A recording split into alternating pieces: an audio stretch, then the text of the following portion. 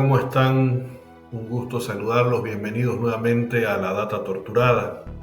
En el episodio de hoy analizaremos los recientes acontecimientos de política internacional en cuanto a lo que ha sucedido en la segunda vuelta de las elecciones en Francia, su impacto económico, sus similitudes con España y bueno, vamos a ver cómo este tipo de alianzas políticas pueden influir en la economía y en las lecciones que podemos extraer de este tipo de eventos. Supongamos por un momento que usted está pendiente solamente de sus manos en un precipicio y se da cuenta que colgado de sus piernas viene su peor enemigo. ¿Permitiría que suba con usted o prefiere cortarse la pierna para que él caiga al abismo? Esta segunda opción justamente es por la que ha optado la izquierda en Francia.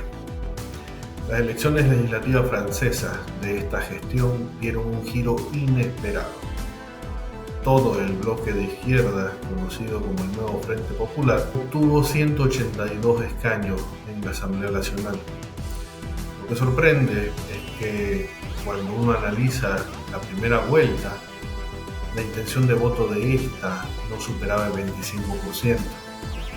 Este cambio dramático refleja una alianza muy importante entre el Nuevo Frente Popular y el partido presidente Emmanuel Macron. Quedó en segundo lugar esta agrupación presidida por Macron y el partido de extrema derecha, Reagrupamiento Nacional de Marine Le Pen, obtuvo el tercer lugar, luego de haber estado en la primera vuelta en el primer sitial. ¿Esto qué significa? Básicamente que hicieron un acuerdo entre Macron y lo que es la izquierda o el Nuevo Frente Popular para dar de baja a sus candidatos en aquellas localidades donde podían competir entre ellos con tal de ganar la elección e impedir que lo que ellos tipifican como extrema derecha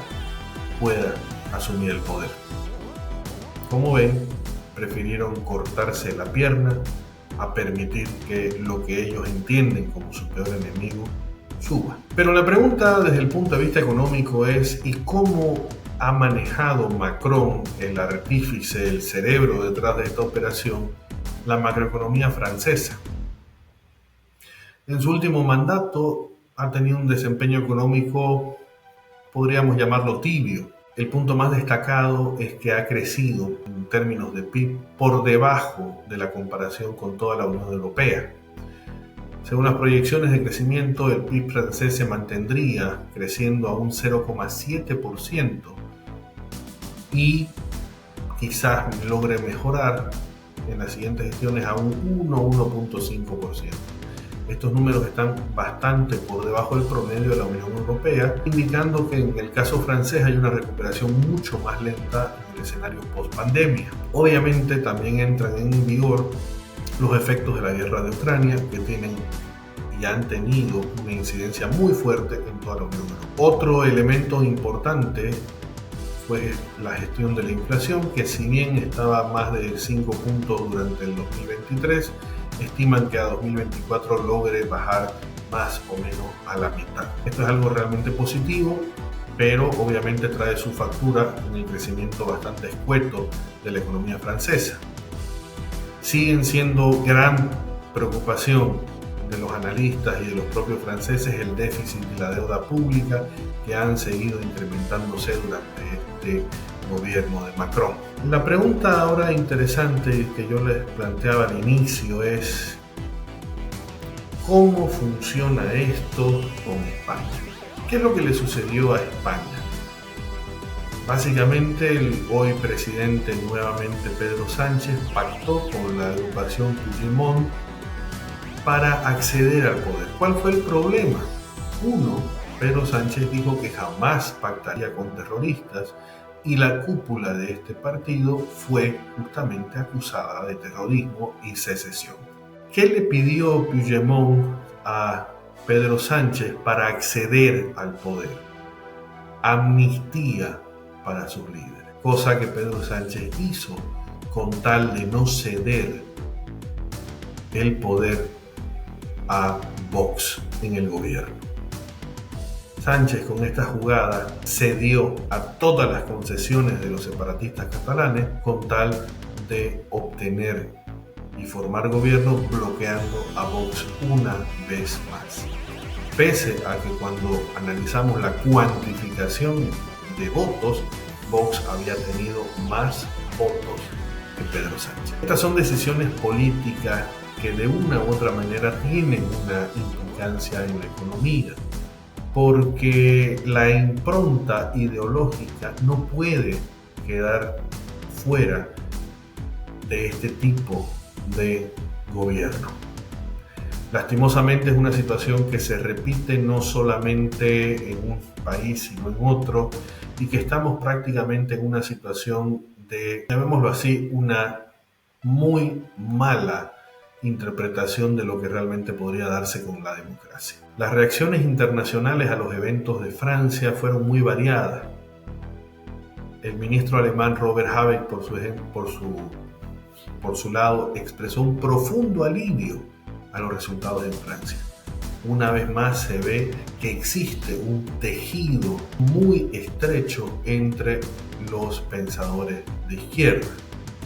Insisten en bloquear de cualquier manera el surgimiento de líderes de la derecha, que de a poco van a tener que ir ganando su espacio y ganando los escaños necesarios para consolidarse.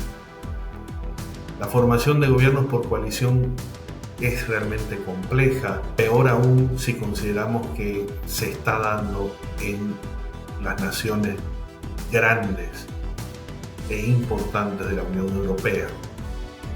Esto, por supuesto, trae consigo, vuelvo a insistir, un análisis implicando en la economía.